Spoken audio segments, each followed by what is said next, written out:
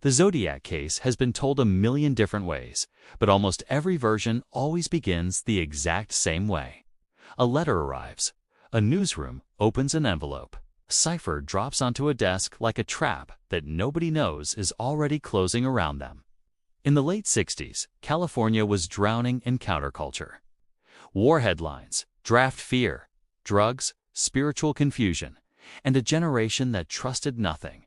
And inside that chaotic environment, one man understood psychology better than the entire system around him. The Zodiac didn't send puzzles to be solved. He sent puzzles to convince an entire country that solving them was even possible in the first place. The power wasn't in the answer. The power was in the belief that the answer existed. For 50+ years, the world has tried to read the Zodiac the same way they read every other Western written language, horizontally, left to right. That assumption alone is probably the single biggest flaw that has corrupted every breakthrough, every documentary, every amateur sleuth forum, every cryptology article, every retired detective analysis, and every maybe this letter proves he was actually. Theory, because that assumption is based on the idea that the Zodiac functioned the same way the rest of humanity did. But everything about his psychology, his methodology, and his obsession with control shows that he was obsessed with making sure nobody was ever operating inside the same framework he was operating inside.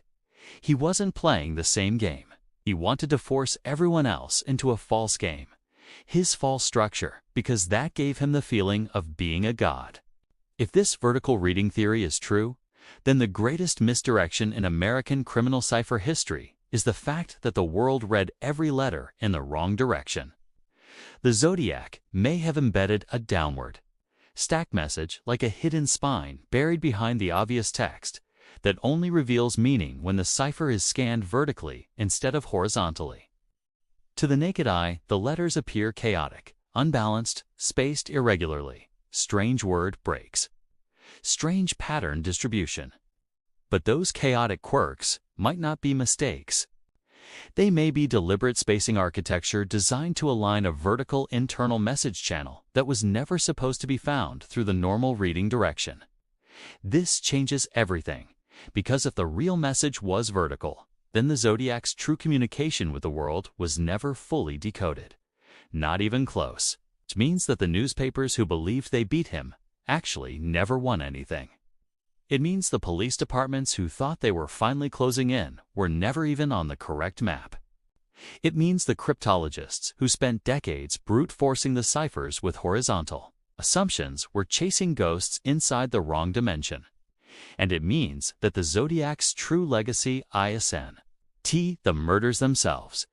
It's the fact he controlled the perspective of millions of people, even 50 years after the letters arrived. This documentary isn't about solving the Zodiac. This documentary is about exploring why everyone believed they were solving him. It's about the structure of manipulation. It's about how one man used the simplest overlooked design principle, text direction, to dominate the psychology of an entire nation.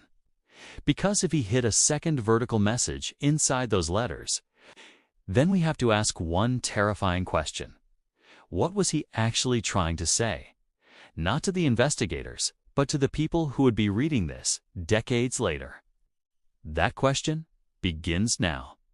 If you take every Zodiac cipher and you lay them next to each other, there is something strange that most people never register consciously. The horizontal orientation looks chaotic, childish even. But the vertical alignment, the downward structural column, looks almost organized. Patterns start to appear where before there were none. The spacing stops, looking like random letter vomit, and starts looking like columns that were designed with precise, intentional distribution. The Zodiac wasn't just writing words. He was designing architecture. He was building a scaffolding where the meaning is not in the text itself, but in how the text stands. Just like a skyscraper blueprint doesn't tell you the story by reading line by line horizontally. The story is in the vertical stack, the alignment, the structure. That's what the Zodiac did in his letters.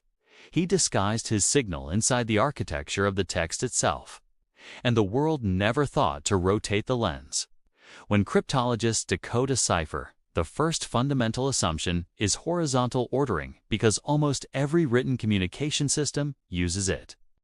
Every academic expert, every NSA-trained analyst, every amateur puzzle solver, all of them go in with the exact same default belief that language is meant to flow. But the Zodiac's writing style was already proving he didn't think like a normal Western language user. His spelling errors, his spacing errors, his random capitalizations, everyone assumed they were psychological chaos or ego-driven sloppiness. But if you run those same irregularities across a vertical alignment pattern, they suddenly create highly suspicious regularities that are statistically unlikely to be random. In some columns, letters form repeating pattern clusters that match psychological trigger words. Violent nouns, status dominance, keywords, and personal identity markers. The Zodiac wasn't just writing to taunt. He was writing to mark territory vertically, like a predator. Predators don't care about narrative flow. They care about directional signal. They care about imprint, not readability. The strongest argument in favor of the vertical cipher theory is actually this. When you read horizontally, the letters feel like noise. They don't feel elegant. They don't feel carefully crafted. They feel like a man desperately trying to appear smarter than he was. But if that was really the case, why did he meticulously correct his own incorrect letter when newspapers misprinted his cipher? Why did he obsess over the exact structure and not the meaning? Why did he rage when formatting wasn't preserved? Because if the structure breaks, the vertical code breaks. The vertical structure is the message. The letters were not content, they were container. Another compelling sign is that multiple cipher attempts produce low entropy horizontally, meaning to low information density to be natural, but produce much higher entropy vertically. In cryptology, entropy is everything. Low entropy text is often staging text, not meaningful text. High entropy segments are where hidden information actually sits. The Zodiac may have intentionally used horizontal text as a low-entropy smokescreen while burying the true payload inside the vertical scaffolding. In this model, the Zodiac effectively forced every solver for 50+ years into a false dimension. And the brilliance is he didn't need to encrypt the vertical message strongly. He only needed to ensure that nobody ever scanned downward. This is why the Zodiac case has survived longer and more intensely than almost any other unsolved crime in U.S. history. Because this wasn't an ego-driven killer. This was an architect of misdirection. And if the vertical cipher model is correct, then his greatest message hasn't been solved. Because it hasn't even been looked for correctly. When you begin applying actual cryptographic statistical analysis to the Zodiac letters, specifically looking at vertical column structures, instead of horizontal language, something begins to happen that should not happen by accident. Random noise stays random when you test it horizontally. But when you isolate columns, when you track upward and downward read vectors, when you isolate repeating letter frequencies in column stacks rather than linear horizontal text, small but consistent regularities begin to appear that defy random distribution. This is where cryptography breaks from pop culture puzzle solving. Real cryptologists don't look for meaning first. They look for statistical laws breaking. When laws break, meaning usually follows. And Zodiac breaks laws vertically. In several alignments, extremely strange pattern signatures appear. Clusters of repeated letters, unusual distributions of the same phonetic consonant groups, repeated vertical proximity of aggression-coded nouns, and violent semantic anchors, all showing up in vertical proximity far more often than randomness would allow. These are not normal occurrences. Language does not just self-organize into thematic frequency clusters vertically unless it is intentionally or unconsciously engineered. And Zodiac was not unconscious. Zodiac corrected newspapers when spacing was wrong. Zodiac demanded layout accuracy. Zodiac did not care if his meaning was misunderstood horizontally, but he cared deeply if the structure was damaged. That alone suggests that the structure is where the real information sits. There are columns that form subtle message fragments, not full sentences. Fragments almost like ritualistic mantra phrasing. Kill me, hunt, code, man dead. These fragments appear too often vertically to be random. They appear in patterns that correlate strongly with predatory communication psychology, where the killer docen, T, describe events, he describes identity. And that is important because if Zodiac's secondary vertical message wasn't T meant to describe what he did, but who he believed he was, then he encoded his identity architecture instead of his narrative storyline. That is why decades of horizontal interpretation all sound flat. They are trying to decode actions. Meanwhile, the true message may have always been self-definition. If you map vertical columns through a rotational column model, shifting each cipher into a grid, some letters form nearly identical vertical stacks across completely different letters sent at different times. This means there is a structural blueprint that outlives each individual message. A normal person writing taunts cannot maintain that type of structural consistency across separate emotional states, separate days, separate impulses. But a methodical architect with a singular vertical cipher system absolutely can. The Zodiac wasn't building letters. He was building columns. And he was embedding his identity inside a grid. This vertical theory also explains why the Zodiac stopped. People assume he stopped killing. It is just as possible that the game ended because the vertical message was already complete. Perhaps the goal was never a lifetime of taunting. Maybe the goal was to encode the hidden identity structure into a finite collection of ciphers. And once the architectural structure was stable in the world, his mission was complete. Think about that. A killer who didn't need to be caught, didn't need to be seen, didn't need credit because his true identity lived inside a structure nobody ever decoded correctly. The chilling realization is this: if the vertical theory is correct, then the Zodiac walked away, not because he lost interest. He walked away because he won. The Zodiac Killer's letters were never just taunts. They were calculated instruments designed to establish control over the audience and investigators. Every choice of word, every spacing, every spelling deviation was deliberate. This chapter examines the type of mind capable of creating such a layered and enduring system. Not a single person, but the archetype. Someone highly intelligent, obsessed with control, capable of meticulous planning, and fixated on perception. The vertical cipher theory becomes crucial because it reveals the method behind the madness. It shows how this person didn't need the world to understand the message directly. Instead, the message existed on a separate plane. Hidden from conventional analysis, only visible to someone who could think in multiple dimensions simultaneously. This archetype is defined by extreme patience. Most killers leave obvious mistakes. Most criminals communicate impulsively or emotionally. But the Zodiac crafted a system that spanned multiple years, with letters, codes, and newspaper interactions all designed to misdirect. Each letter wasn't an isolated act. It was a node in a network. The vertical structure reveals an obsession with hierarchy, with order, and with encoding identity across multiple planes. The letters were simultaneously a diary, a control mechanism, and a psychological weapon. Intelligence alone was not enough.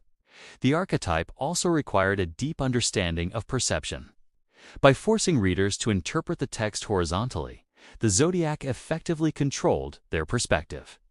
Investigators believed they were solving the puzzle, but in reality, they were being funneled into a false dimension of comprehension. This aligns with theories in advanced cryptology, where misdirection is often more important than encryption. In other words, the killer created a system where failure was inevitable for anyone constrained by conventional methods. Every attempt to decode horizontally was doomed to produce noise and confusion, which further enhanced his sense of control. The letters also reflect a manipulative personality. Through repetition, ambiguity, and strategic escalation, the Zodiac ensured that public anxiety would grow, interest would remain high, and investigators would be constantly pressured. Vertical alignment was not simply a technical device. It was a psychological one. It allowed the Zodiac to embed messages that could survive misinterpretation, while still conveying his intended structure. This created a long-term advantage, turning time itself into a tool for manipulation. Finally, the archetype reveals a fascination with legacy. By hiding a vertical message, the Zodiac ensured that future generations would continue attempting to decode his work. Even decades later, people analyze the ciphers without realizing they might be reading in the wrong direction entirely. This strategy demonstrates a mind that values intellectual immortality over immediate gratification. The letters were a way of asserting presence across time, proving the archetype's enduring influence. The vertical cipher, therefore, is not just a code.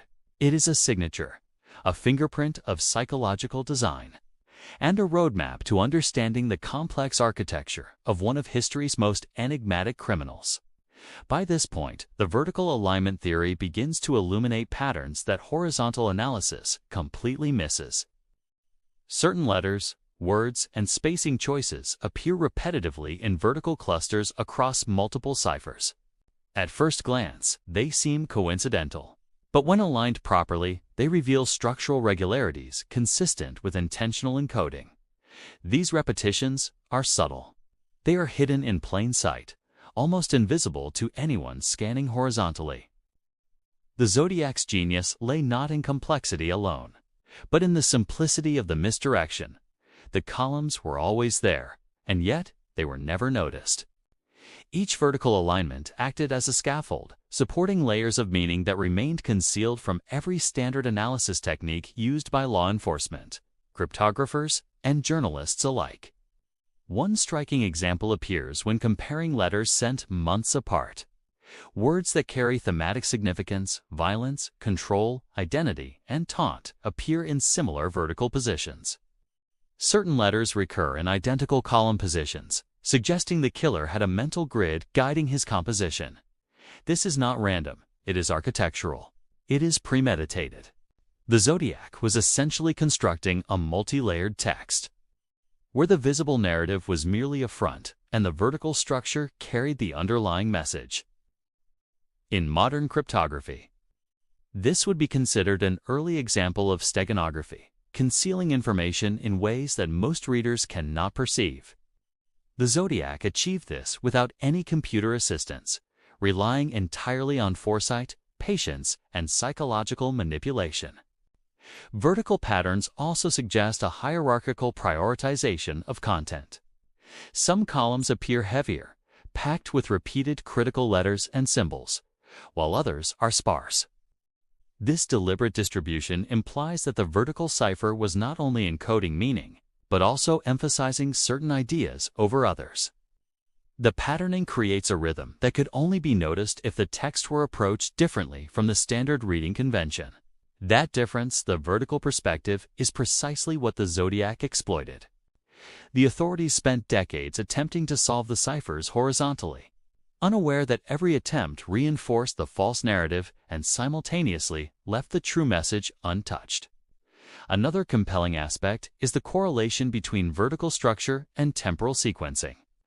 Ciphers sent over different months, even years, contain recurring vertical motifs, almost as if the killer was embedding a temporal signature within his letters. This demonstrates foresight and intentionality at a level rarely seen in criminal communication. The vertical grid is more than a cipher. It is a framework for identity, a method of creating continuity across time, and a silent assertion of omnipotence over investigators who were never able to see the code as he intended. The vertical cipher theory also reshapes our understanding of Zodiac's motivation. It was not only about evading capture or gaining notoriety. It was about control on multiple levels: psychological, temporal, and structural. Every unreadable line, every misinterpreted letter was a reinforcement of his superiority. His letters were designed to endure, to frustrate, and to remain unsolved, and the vertical component ensures that this influence continues decades later. Understanding this architecture is key. Without it, every investigation remains incomplete. Every analysis superficial, and the full picture of the Zodiac Killer's mind impossible to grasp. After decades of analysis, decades of speculation, and thousands of failed attempts, the vertical cipher theory provides the clearest lens to understand what the Zodiac truly left behind. While horizontal readings offered nothing but noise and misdirection, vertical patterns hint at a coherent structure that spans the entirety of his known letters. Columns align across different messages, repetitions appear in precise positions, and certain letters seem intentionally emphasized to create hidden clusters. The Zodiac didn't need to spell out a full sentence in the vertical arrangement. The message was in the structure itself. The architecture of the text became the signature, and the signature became the enduring message. This final chapter is not about conclusively proving Zodiac's identity. That has remained impossible. Instead, it is about understanding the method behind the chaos. By tracing vertical lines through his ciphers, we see that each letter was placed with intent, forming invisible scaffolding that connects words, themes, and psychological triggers. It is subtle, it is abstract, it is precise.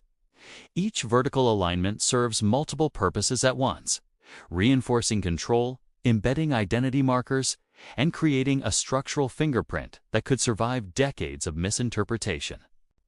The letters themselves were never meant to be solved the way everyone thought.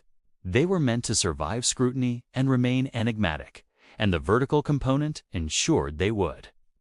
Perhaps the most striking aspect of the vertical theory is its durability. Across years, across different letters, across changing personal circumstances, the Zodiac maintained consistency in these hidden structures. There are sequences that appear only when reading downwards, repeated patterns that appear across multiple ciphers, and spacing choices that become meaningful only when viewed from the vertical perspective. It is as if the Zodiac designed a system that would continue to speak long after the events themselves faded from memory. He encoded his intelligence, his obsession with control, and his enduring psychological presence inside a structure that almost no one would read correctly. This realization reframes the entire Zodiac narrative. The ciphers are no longer just puzzles. They are artifacts of a mind obsessed with influence, precision, and immortality. The vertical alignment reveals a methodical planner, someone who understood the limitations of human perception and exploited them to their fullest. The letter's visible content served as a distraction, a smokescreen, while the real communication was happening silently within the columns. This perspective forces a reconsideration of every failed attempt to solve the ciphers, every misinterpreted clue, and every incomplete investigation. The vertical design was always the key. It was hidden in plain sight, overlooked by experts, and ignored by history. Ultimately, the Zodiac's letters exist on two planes simultaneously: the visible plane and the structural plane. Horizontal readings give context, but the vertical plane gives insight into the killer's mind. The message was never meant to be read fully by others. It was meant to endure. It was meant to dominate the way investigators, historians, and cryptographers perceived the case. And it succeeded. Decades later, the fascination remains. The unsolved codes, the psychological mastery, and the vertical patterns all reinforce the fact that the Zodiac Killer was never just a murderer. He was an architect. An architect of letters, control, and enduring mystery. The ultimate message may never be fully decoded, but the vertical theory ensures that the Zodiac continues to communicate silently from the past, a reminder that sometimes the most important messages are never meant to be read the way we expect.